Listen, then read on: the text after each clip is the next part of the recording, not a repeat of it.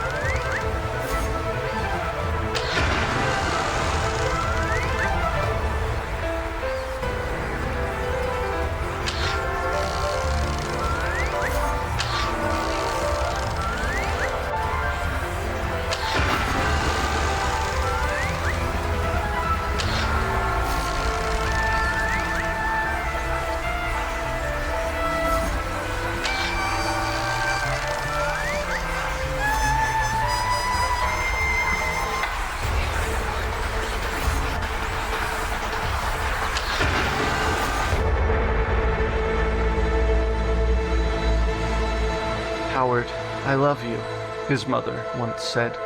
His mother, who got shot and ended up dead. Oh, come on, Howard, you don't have to cry, Phillip had said when he waved him goodbye. He had heard everything, seen everything, too. He had come here knowing just what to do. You might not be dead, Howard said with a sigh. but you'll stay here sleeping till all humans die. Then, like a rocket, he moved back and forth. He saw the great kingdom of Slurgothogorth. And still, for some reason, this brown-wearing lad managed to keep himself from going mad. He saw and he heard and he felt and he feared all manner of things which were cosmic and weird.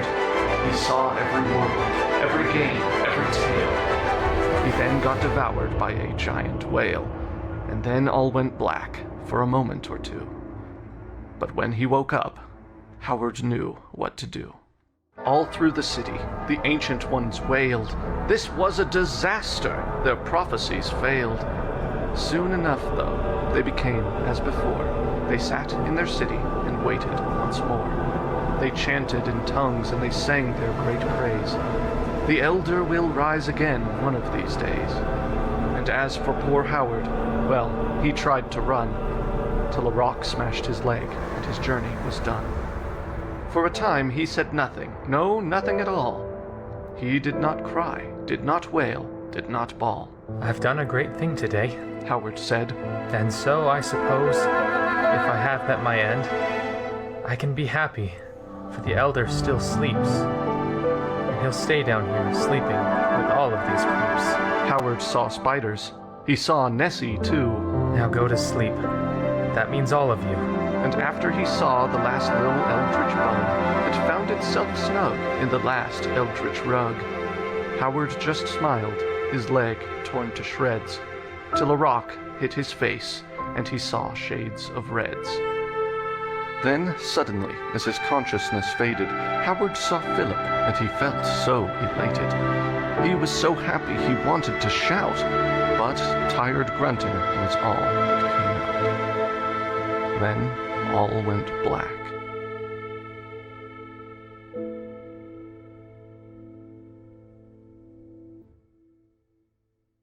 He struggled just a little bit, but somehow Phillip made both fit. The elevator groaned and swayed, with sounds that made him feel dismayed.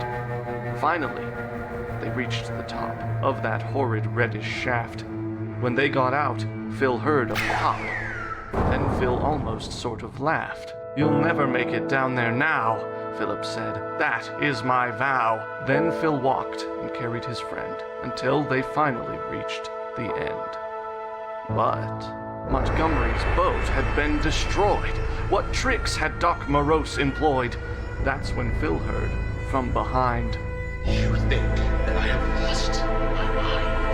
You think I've gone stark raving mad when I only want what I once had? You only should understand that. I'm like that idiot in the brown hat." Philip sighed. There was nowhere to run. This was the end. Their journey was done. That's when Philip saw the beak, and at that moment heard a shriek. Not from Howard, who was still knocked out. Not from Philip, who was too tired to shout. But from Morose, caught in a grab by Nessie, who'd escaped the lab. She tore and ripped and made new bends. She slurped the doctor's slimy, gritty ends.